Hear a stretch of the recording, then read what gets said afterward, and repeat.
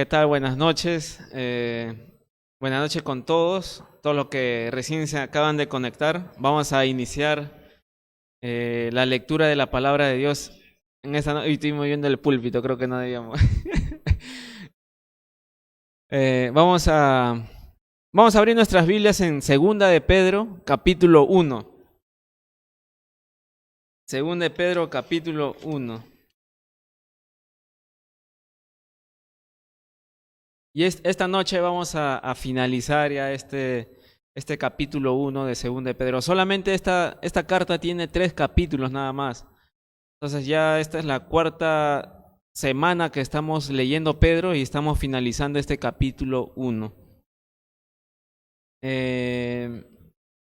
Rápidamente, lo que vimos la semana pasada, Pedro aclaró que el Señor le había mostrado que él iba a morir. Y estos 3 capítulos finales de su carta, justamente es lo último que iba a escribir, ¿no? Antes de su muerte. Pero como vimos también la semana pasada, la muerte no es una derrota, sino más bien, como dice en Filipenses, es ganancia. El morir es ganancia para el creyente, para nosotros como cristianos. El morir es ganancia. ¿Por qué? Porque partimos a la presencia del Señor. Aquella persona que muere en el Señor, en Apocalipsis dice es bienaventurado, ¿no? Bienaventurados los que mueren en el Señor. Entonces, vamos a continuar capítulo 1 y vamos a leer hoy día versículos 16 al 21. Acompáñenme allí con sus Biblias, sus cuadernos, sus lapiceritos ahí para que puedan anotar también lo que se pueda estar mencionando en esta noche. Dice el versículo 16: porque no os hemos dado a conocer el poder y la venida de nuestro Señor Jesucristo, siguiendo fábulas artificiosas, sino como habiendo visto con nuestros propios ojos su majestad. Su majestad.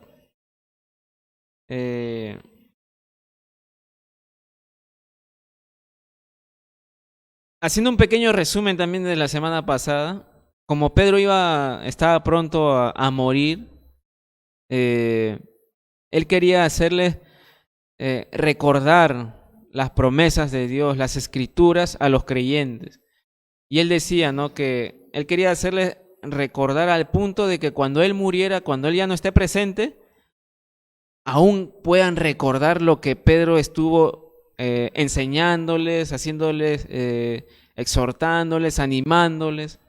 Pedro deseaba que su mensaje pueda seguir manteniéndose a pesar que él no esté.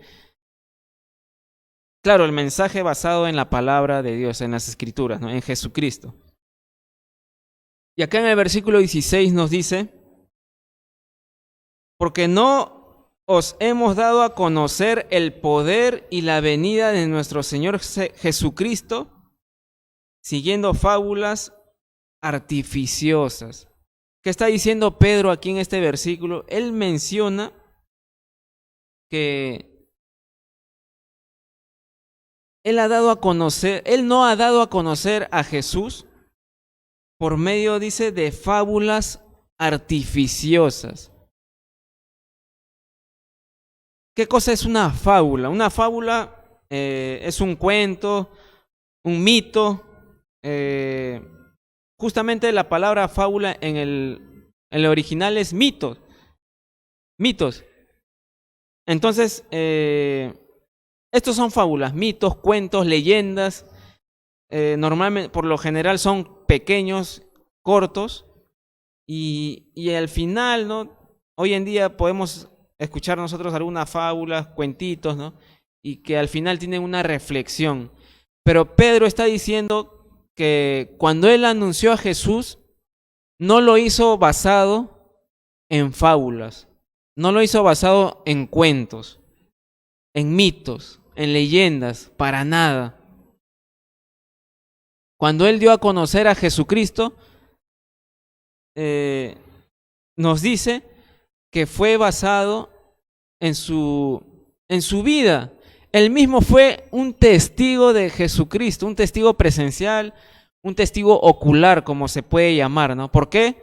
Porque Pedro estuvo presente en muchos acontecimientos de los que Jesús hizo estando en la tierra. Entonces, Pedro aclara, yo di a conocer a Jesús porque fui un testigo, estuve presente. Yo lo vi con mis propios ojos, dice Pedro, y no basado en alguna fábula, en algún mito, en alguna leyenda, para nada, sino basado en que yo estuve presente ahí. Eso es lo que nos menciona Pedro en este versículo 16. Y dice que Pedro pudo observar con sus propios ojos, ¿no? Con sus propios ojos la majestad del Señor, la majestad del Señor. Y si nosotros nos hacemos esta pregunta, ¿no? ¿Cuándo es que Pedro vio la majestad de Jesús? ¿Cuándo vio Pedro la majestad de Jesús? Y bueno, hay un relato en los evangelios, que se repite en los evangelios, en Marcos y en Lucas y en Mateo, pero quiero que vayamos al libro de Mateo, que justamente ahí está Jesús mostrando su gloria delante de estos apóstoles, ¿no? De Juan, de Jacobo y Pedro, ¿no? Que precisamente lo menciona como que él fue partícipe de aquella majestad de Jesús, ¿no? Y vayamos a Mateo capítulo 17.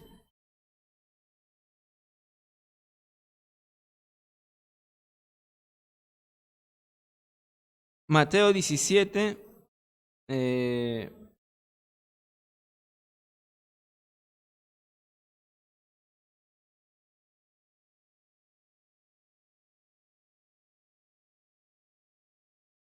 dos.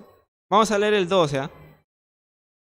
Creo que no está anotado allí, pero es el versículo 2. Dice, y se transfiguró delante de ellos, y resplandeció su rostro como el sol, y sus vestidos se hicieron blancos como la luz. Jesús dice, se transfiguró delante de ellos. ¿Delante de quién? De Pedro, de Juan y Jacobo, ¿no? Su hermano, el hermano de Juan. Dice, resplandeció su rostro como el sol, y sus vestidos se hicieron blancos como la luz. Jesús está mostrando su gloria delante de estos apóstoles, ¿no? Delante de Pedro. Y es aquí cuando Pedro puede declarar como un testigo presencial, un testigo ocular, de que realmente vio la majestad de Jesús, vio la gloria de Jesús. Entonces Pedro observó la gloria, la majestad de Jesús, pero no solo este acontecimiento, ¿no? Sino todos los demás acontecimientos sobrenaturales que hizo Jesús, ¿no? Dar la vista al ciego, sanar leprosos, hacer caminar a los paralíticos, y todos esos eventos sobrenaturales que Jesús pudo hacer, Pedro fue un testigo ocular de todo eso, ¿no? Y en el versículo 17 de 2 de Pedro, si pueden tener su dedo también en Mateo, porque vamos a leer un versículo más de ese capítulo 17, pero dice en 2 de Pedro, el versículo 17, nos dice, cuando él recibió de Dios Padre honra y gloria, le fue enviada desde la magnífica gloria una voz que decía, este es mi Hijo amado, en el cual tengo complacencia. Y justamente eso es lo que sucede después de que Jesús se transfiguró delante de estos apóstoles, ¿no? De Pedro, de Juan y Jacobo. Y en Mateo 17, el versículo 5, ese sí está anotado allí en la pantallita, en sus celulares, ese sí está allí. Entonces dice, capítulo 17 de Mateo, versículo 5, dice, mientras él aún hablaba, una nube de luz los cubrió. Y he aquí una voz desde la nube que decía, este es mi Hijo amado, en quien tengo complacencia. A él oíd. Entonces Dios Padre hablando desde una nube que cubrió a los apóstoles y diciendo, ¿no? Este es mi Hijo amado, refiriéndose a Jesús, en el cual me complazco, dice Dios Padre, ¿no? Acerca de Jesús, su Hijo. Y les dice a los apóstoles, a Él oigan, a Jesús escuchen, a Él obedezcan, oigan lo que Él les va a decir, ¿no? Él es mi Hijo amado, en Él me complazco, dice el Padre, ¿no? A Él escuchen. Entonces, aquí en el versículo 17 de 2 de Pedro, volvemos a Pedro, dice, pues cuando Él recibió de Dios Padre honra y gloria, le fue enviada desde la magnífica gloria una voz que decía, este es mi Hijo amado, en el cual me tengo complacencia, en el cual me complazco, dice Dios Padre de su Hijo Jesús. Versículo 18 dice, y nosotros oímos esta voz enviada del cielo cuando estábamos con Él en el monte santo, ¿no? Entonces nuevamente repito la pregunta, ¿no? ¿Cuándo es que Pedro vio la majestad de Jesús? En la transfiguración, cuando Jesús se transfiguró delante de ellos, se transformó, mostró su gloria delante de estos apóstoles, ¿no? Mostró realmente quién era, ¿no? Su divinidad. Y bueno, Pedro y los otros dos apóstoles pudieron observar esto de Jesús.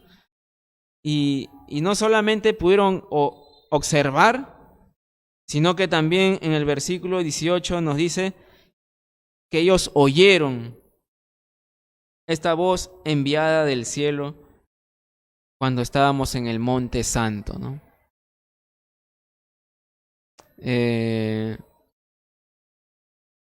Pedro, como testigo ocular, él dice también que oyó la voz, escuchó la voz del Padre, ¿no? Le escuchó y acá menciona, y oímos esta voz del cielo, ¿no? Cuando estábamos en el monte santo, ¿no? En el monte santo, un monte alto, ¿no? Pero había estado viendo qué monte se refería, pero no se sabe en realidad qué monte haya sido. No se sabe, ¿no? Pero podemos simplemente, hay algunas opciones que el monte Hermón, o hay otro nombre también de un monte, pero no sabemos, no se registra algún monte en específico, el cual fue cuando Jesús se transfiguró delante de estos apóstoles, ¿no? Pero claro que pertenecía a la tierra santa, ¿no? La tierra de Israel.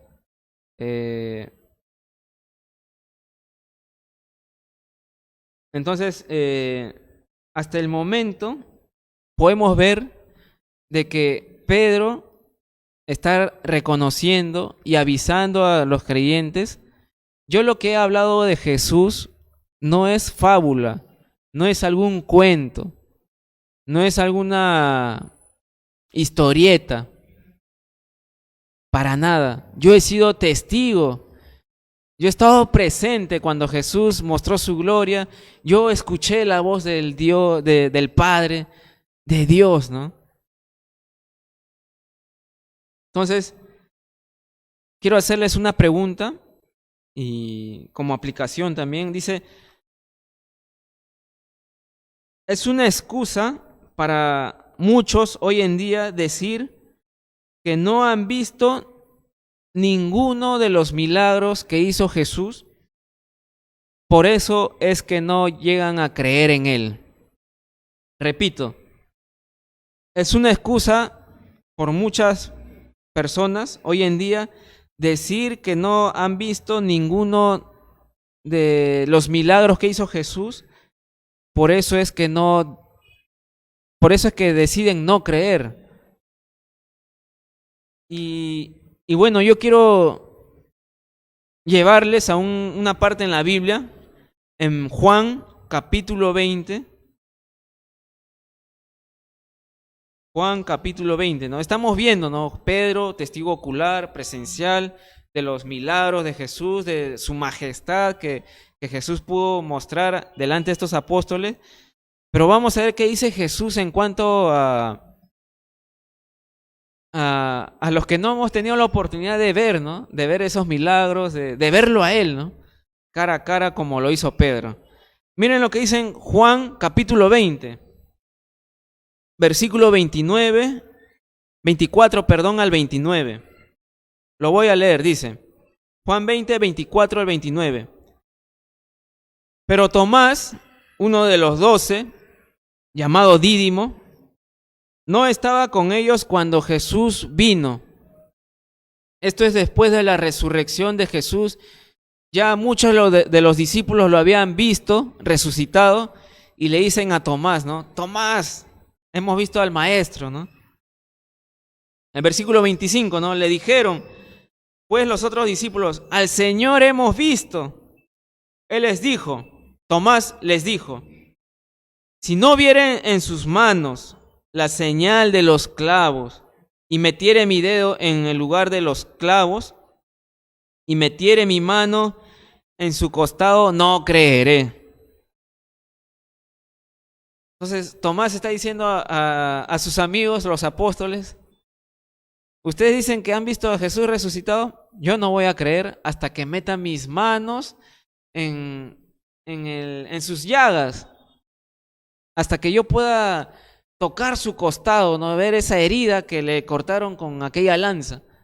Yo no voy a creer hasta que haga eso, hasta que palpe el cuerpo de Jesús realmente, ¿no?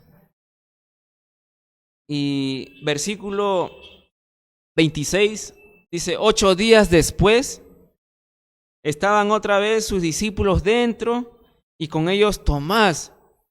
Llegó Jesús, estando las puertas cerradas, y se puso en medio y les dijo, paz a vosotros. Luego dijo a Tomás, Tomás, pon aquí tu dedo y mira mis manos, y acerca tu mano y métela en mi costado, y no seas incrédulo, sino creyente. Entonces Tomás respondió y dijo, Señor mío y Dios mío. Jesús le dijo, porque me has visto, Tomás, creíste. Bienaventurados los que no vieron y creyeron. Bienaventurados los que no vieron y creyeron. ¿Qué les quiero decir con esto? De que lamentablemente no todas las personas que estuvieron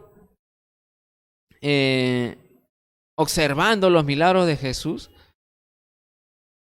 no necesariamente creyeron en Él a pesar de todo lo que vieron. Inclusive los hermanos de Jesús, viendo todos los milagros que Él hacía, los medios hermanos de Jesús, no creían en Él. No creían que Él realmente Él era el enviado de Dios. Y aquí miren, Tomás mismo, habiendo estado con Jesús durante todo su ministerio, habiendo olvidado lo que Jesús había dicho de que iba a resucitar al tercer día después de haber sido crucificado y muerto por los sacerdotes y todos ellos, Tomás incrédulo, totalmente incrédulo, y Jesús le tiene que exhortar, ¿no? Tomás, no seas incrédulo, sino creyente, cree. Y ahí es cuando Jesús afirma eso, bienaventurados los que no vieron y creyeron, ¿no? Y ahí está incluido todos nosotros hoy en día, ¿no? Que no hemos tenido la oportunidad de ver a Jesús o sus milagros. Lo tenemos aquí registrados en la Biblia, sí, en su palabra. Dios lo ha registrado en su palabra, pero no lo hemos visto. Pero la Biblia dice, ¿no? Más bienaventurados son los que, o bienaventurados los que no vieron, y a pesar de no haber visto a Jesús, han creído en Él, ¿no? Hemos creído en Él. Y eso es, dice Jesús, eso es ser bienaventurado. Eso es ser dichoso, eso es ser privilegiado realmente, ¿no? De que a pesar de que no hemos visto a Jesús, igual hemos creído en Él, ¿no? Y creemos en Él. Entonces, mi pregunta había sido, ¿no? Al inicio, una pregunta como aplicativa, que hoy en día hay mucha gente que decide simplemente no creer porque no han visto a Jesús, ¿no? O porque no han visto algún milagro, ¿no? Y quizá ellos tienen en la mente de decir, ¿por qué Jesús ahora no hace un milagro como en aquel entonces, ¿no? Para así recién poder creer. Eso es lo que mucha gente dice, ¿no? Pero sabemos nosotros que nuestra fe no está basada en estos hechos milagrosos, sino realmente en la persona de Jesús, ¿no? Y bueno, también quiero que vayamos a un versículo en Romanos 1:20. Romanos 1:20. Búsquenlo en sus Biblias, Romanos 1:20.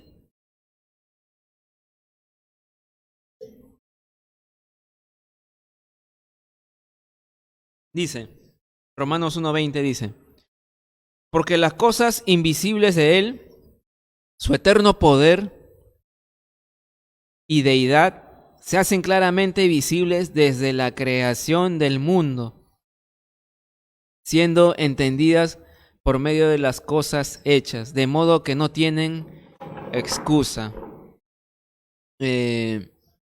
Quizá no hemos visto esos milagros como los que hizo Jesús, pero que sí hay, que Dios permite, que Dios da ese don, ¿no? A ciertas personas para poder ejercerlo. Pero podríamos decir que durante el tiempo de Jesús, Él hizo muchos milagros, ¿no? Y este versículo Romanos 1:20 nos dice, ¿no? Porque las cosas invisibles de Él, su eterno poder y deidad, se hacen claramente visibles desde la creación del mundo,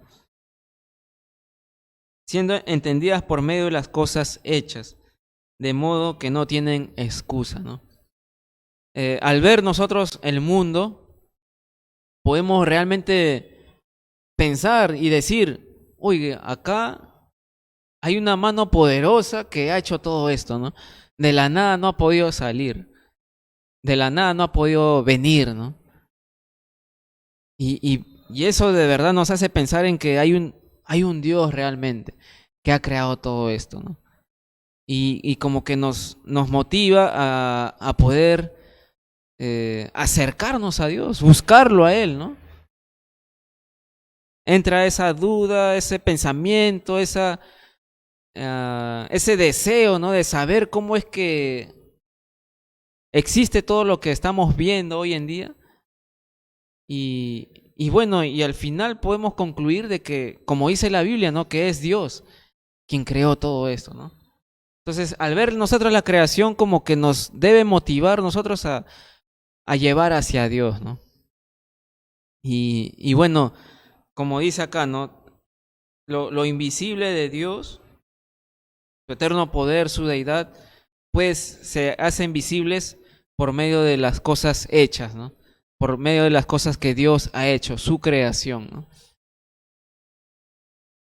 Por lo tanto, la excusa de aquellas personas que dicen no creer en Jesús o en Dios porque no lo han visto nunca, realmente simplemente es una excusa que no tiene fundamento, ¿no? Y, y bueno, volvemos a 2 de Pedro. 2 de Pedro, versículo 19. 2 de Pedro, capítulo 1, versículo 19 dice: tenemos también la palabra profética más segura, a la cual hacéis bien en estar atentos como a una antorcha que alumbra en lugar oscuro, hasta que el día esclarezca y el lucero de la mañana salga en vuestros corazones. Pedro afirma algo muy importante, ¿no? Que lo que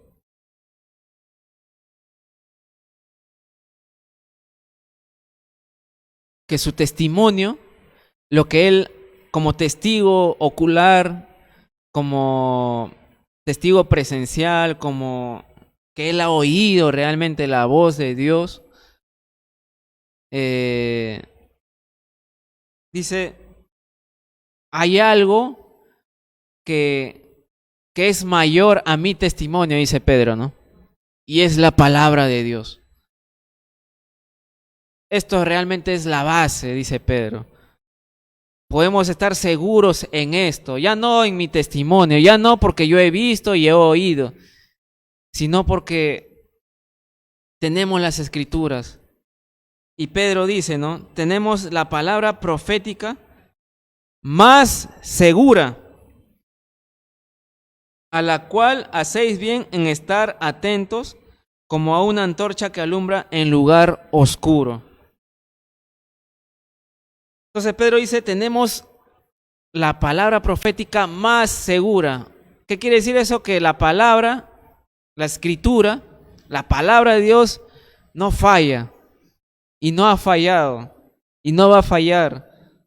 Es la palabra de Dios y tenemos, dice, la palabra profética más segura, ¿no? Entonces Dios nos ha dejado su palabra para poder conocerle. ¿Y por qué creer en la palabra? ¿Por qué creer en la palabra, no? Quiero simplemente mencionarles una cosa, hay muchas, pero una de ellas es porque justamente la palabra de Dios, como dice aquí, hay profecías que se han cumplido. Y aún sigue habiendo profecías que están por cumplirse en los tiempos finales, en los últimos tiempos, ¿no? Entonces, un buen motivo para confiar en la palabra de Dios es porque es un libro que hay mucha profecía, de las cuales se han cumplido y de las cuales hay muchas por cumplirse. Y es un testimonio seguro, certero, el que tenemos aquí en nuestras manos, la palabra de Dios. Entonces, la palabra profecía, podría decirse que profecía es interpretar o hablar el mensaje de Dios. Muchas veces, cuando los profetas hablaron la palabra de Dios, eran justamente juicios que vendrían a las naciones que se rebelaban contra Dios. No guardaban su palabra, no guardaban sus mandamientos y por lo tanto Dios había mandado a los profetas para que declararan su juicio, ¿no? Declararan su palabra y que eran justamente juicios futuros para aquellas naciones.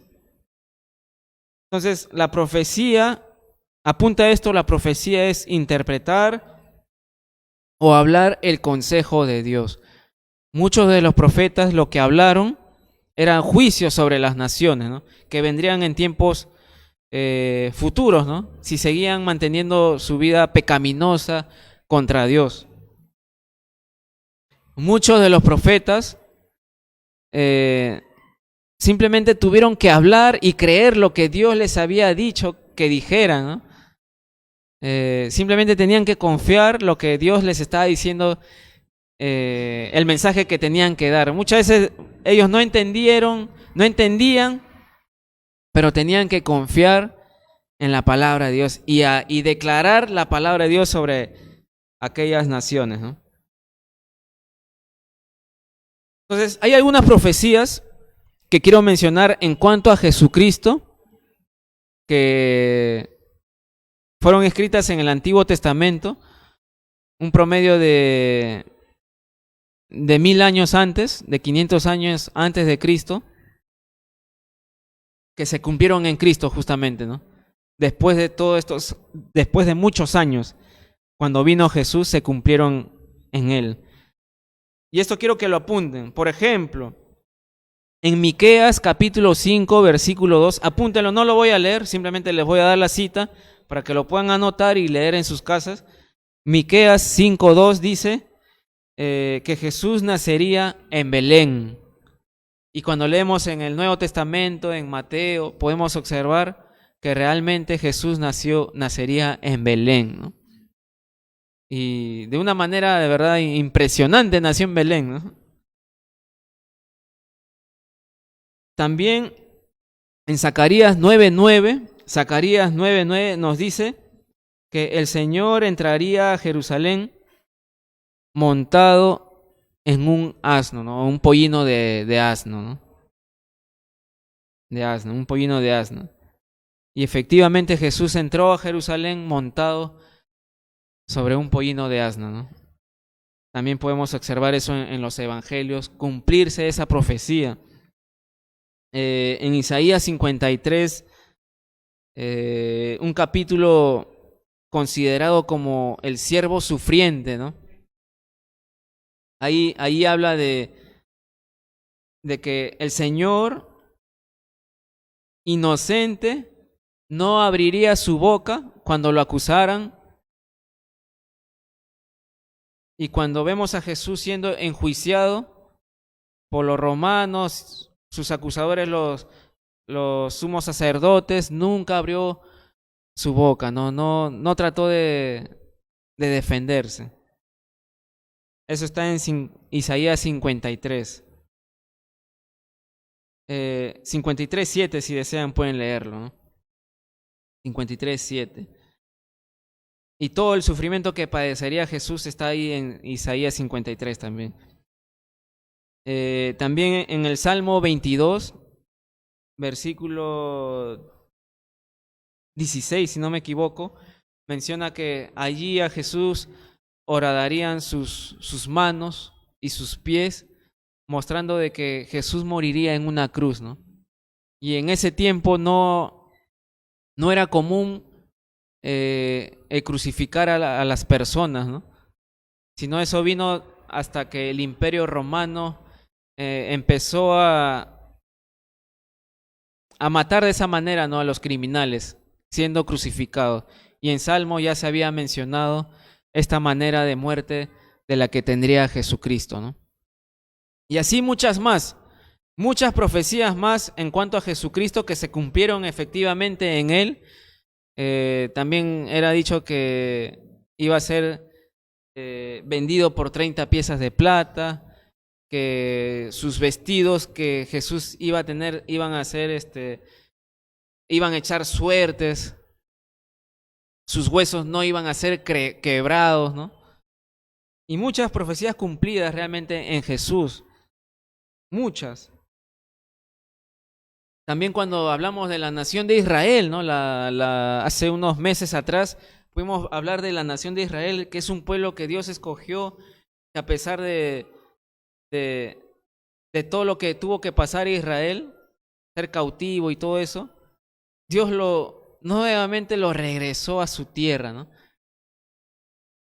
Y bueno, realmente podemos observar que muchas profecías se cumplieron en Jesucristo, ¿no? Muchas profecías.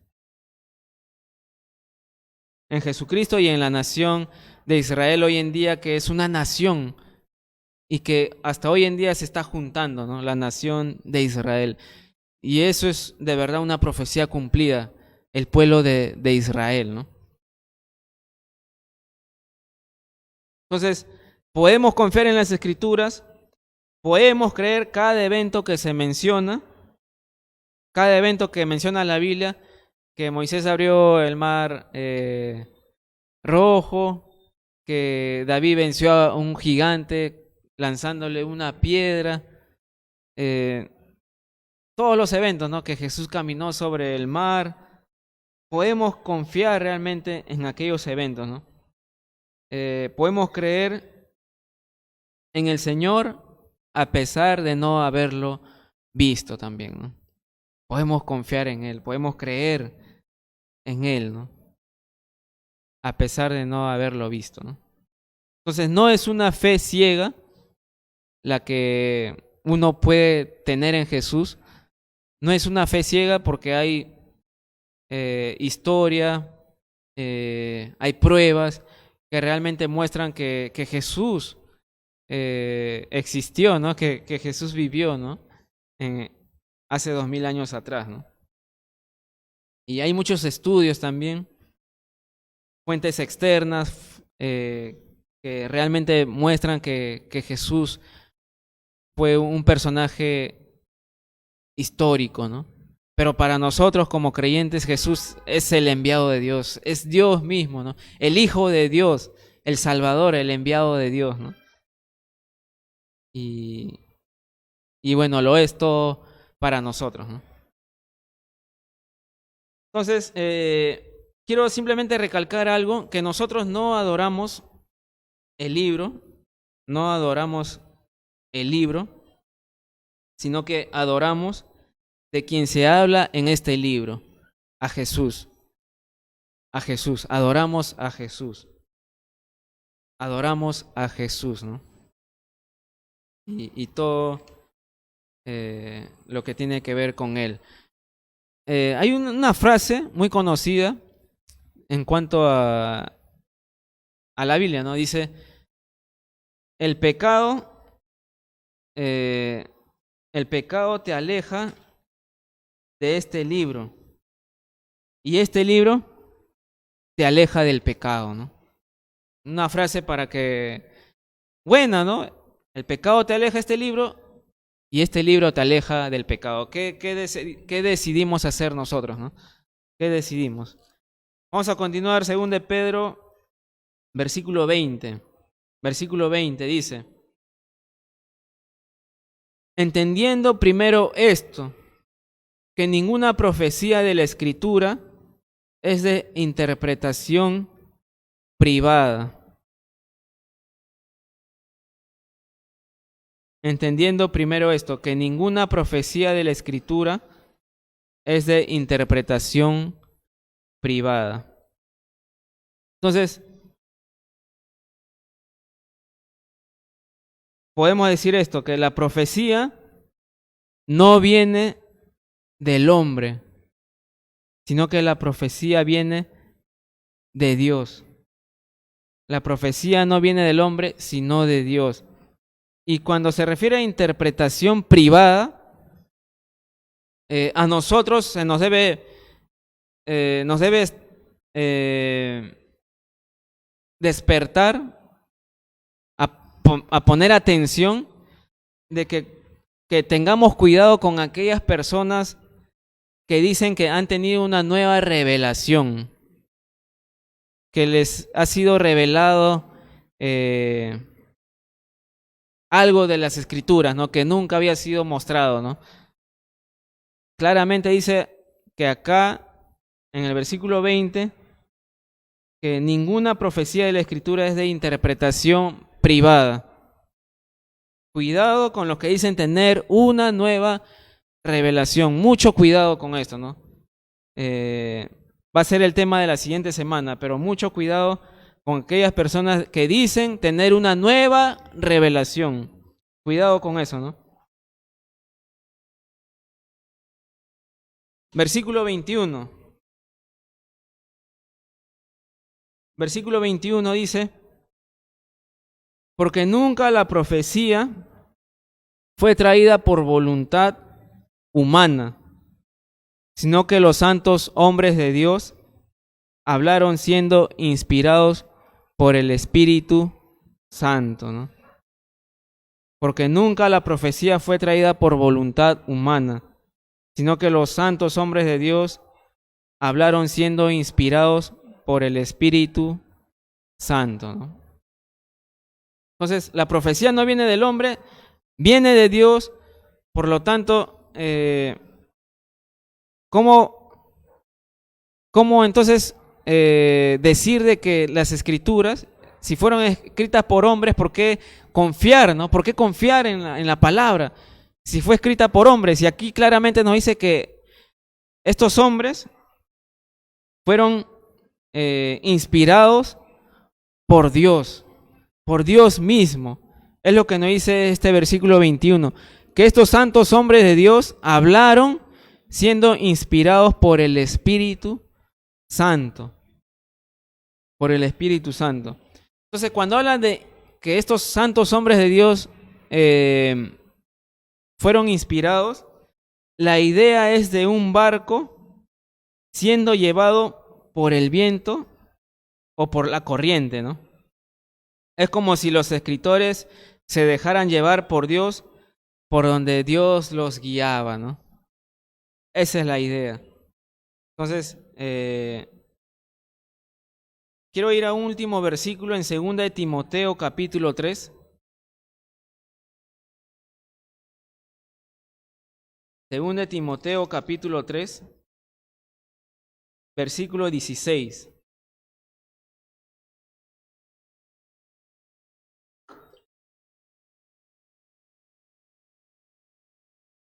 Dice, 2 de Timoteo 3:16 dice, toda la escritura es inspirada por Dios y útil para enseñar, para redarguir, para corregir, para instruir en justicia, ¿no?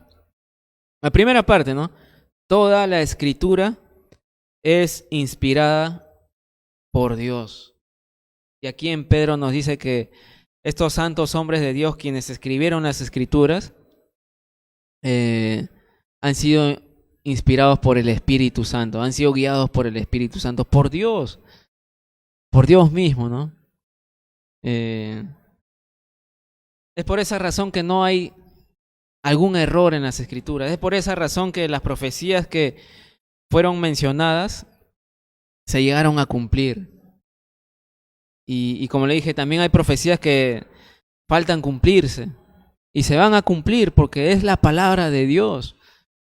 Dios guió a estos hombres a escribir todo lo que ellos escribieron, ¿no? Dios los dirigió, el Espíritu Santo los guió. ¿A qué poner? ¿A qué escribir? Muchos de ellos no entendían a lo que se refería, ¿no? Pero fueron guiados por Dios para escribir lo que tenían que escribir. Fueron guiados por Dios, ¿no? Entonces, aquí en Pedro, nuevamente quiero leer el último versículo nada más, porque nunca la profecía fue traída por voluntad humana, sino que los santos hombres de Dios hablaron siendo inspirados por el Espíritu Santo. El Espíritu Santo los guió a estos hombres, ¿no? A estos santos hombres de Dios. Para finalizar, el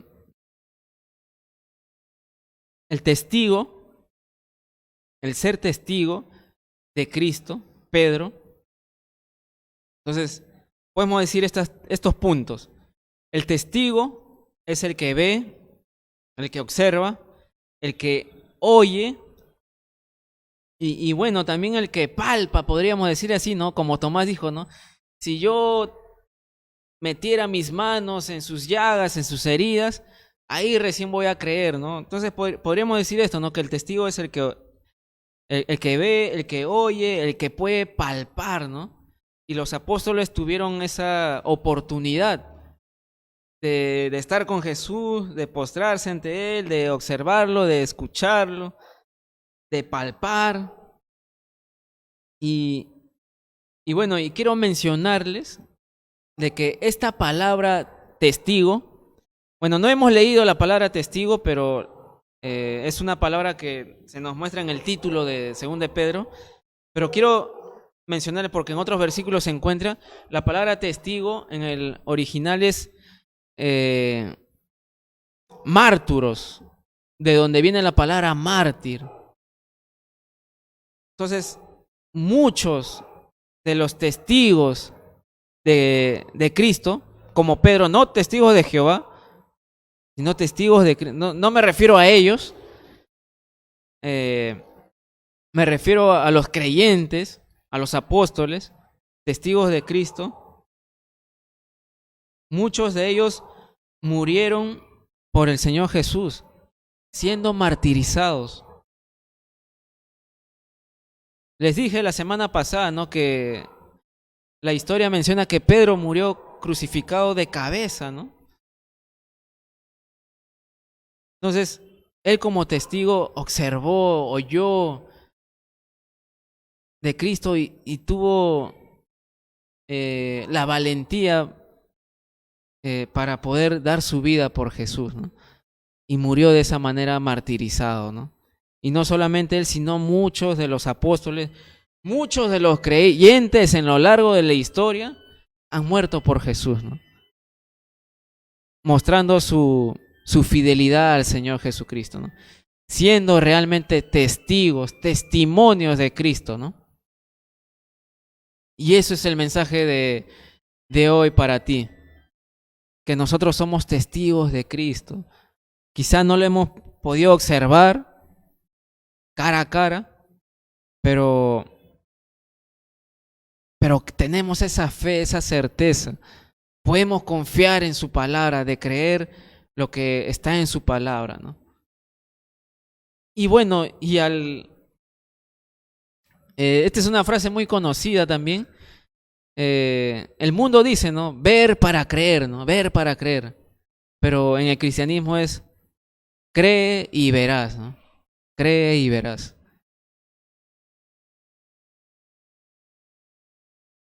Nosotros estamos llamados para ser testigos de Cristo, ¿no? Testimonios ante las personas, ¿no? De testificar realmente que nuestra vida le pertenece a Jesús y que así como nosotros algún día le entregamos nuestra vida, también las otras personas también puedan hacerlo también, ¿no? Entonces, estos testigos, Pedro y los demás apóstoles, tuvieron la plena certeza, la seguridad que su fe los llevó a morir por quien había muerto por ellos, ¿no? Tuvieron plena seguridad que su fe los llevó a morir por quien había muerto por ellos.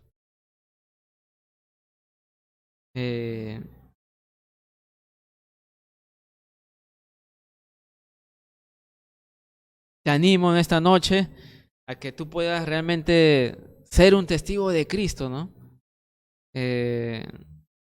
Pedro tenía ese corazón de enseñar las escrituras, ¿no? De hacerles recordar a los creyentes. Y su base no era su experiencia, no era su testimonio, la base era la palabra de Dios, porque podemos confiar en su palabra. Y podemos nosotros ser testigos, ¿por qué? Porque tenemos la palabra de Dios, ¿no? Inspirada por el Espíritu Santo, inspirada por Dios. Esta es la palabra de Dios, ¿no? Y eso es lo que a nosotros nos va a ayudar a poder ser testigos de Cristo a las demás personas, ¿no?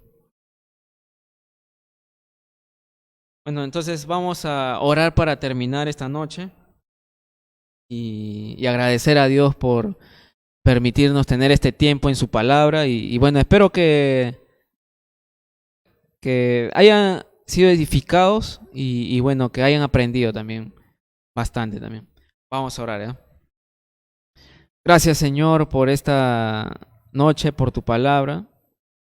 Te pido que nos sigas enseñando y nos ayudes a ser testigos tuyos, Señor.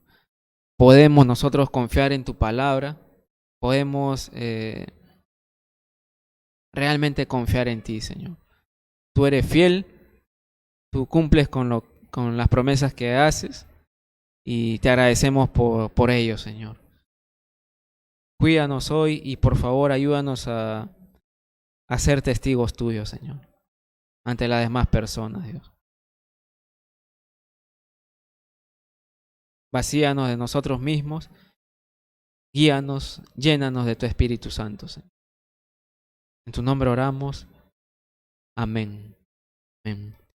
Gracias por haberse conectado en esta noche. El día domingo no vamos a tener reunión presencial por la inmovilización que se ha declarado para estos domingos siguientes. Entonces se va a transmitir y les animo, ¿no?, que cuando se transmita la enseñanza puedan compartirlo, ¿no?, para que así las demás personas puedan escuchar la palabra de Dios, ¿no? Es un buen tiempo y donde todos podemos salir bendecidos, ¿no?, por la palabra de Dios. Gracias, eso es todo. Cuídense mucho, nos vemos.